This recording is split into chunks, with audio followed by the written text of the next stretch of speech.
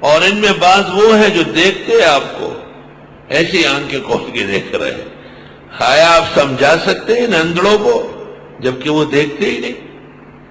ان اللہ لا یظلم الناس شیئا، بے شک اللہ زیادتی نہیں کرتا لوگوں کے ساتھ بالکل. ولکن الناس انفسهم یظلمون، لوگ اپنے ساتھ خود ظلم کرتے ہیں.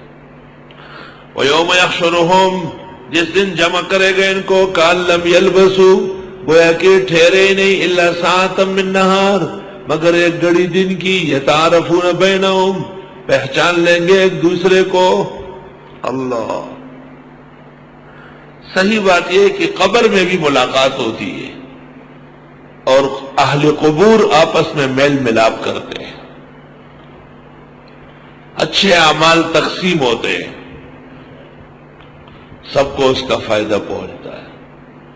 اور اس میں خواجہ حضرت مجدد الفسانی کے 2 خواب ہیں اپنے شیخ و استاد خواجہ باقی باللہ کے بارے میں. مجدد لکھتے، میں نے فاتحہ کی بڑے دھوم دھام سے، لیکن روح خواجہ دی دم کہ شاد نمی باشد. میں نے خواب میں خواجہ باقی باللہ کی روح کو دیکھا، غمگین تھے. وجہ ناراضگی سمجھ میں نہیں آئی، میں نے دوبارہ ایصال ثواب کیا، اب پورا ثواب خواجہ کو بھیجا. اس سے پہلے حضرت صحابہ علماء کو شریک کیا.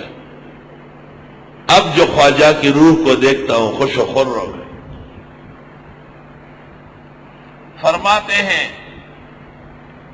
جب میں نے یہیں سے تقسیم کی تو بٹ کے پہنچ گیا، اور جب میں نے صرف خواجہ کو ایصال ثواب کیا تو انہیں ثواب لے کر ان کی خدمت میں جانے کا موقع ملا.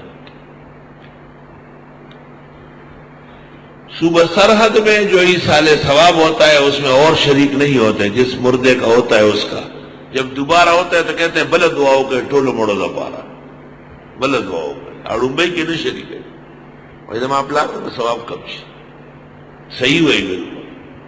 اور دلتا سکئی نو سارے پیغمبر 1,24,000 ان کے صحابہ، ان کے اولیاء، ہمارے حضرت صلی اللہ علیہ وسلم، ان کے 1.25 لاکھ صحابہ، 1.25 لاکھ تابعین، 1.25 لاکھ تبع تابعین، 1.25 لاکھ محدثین.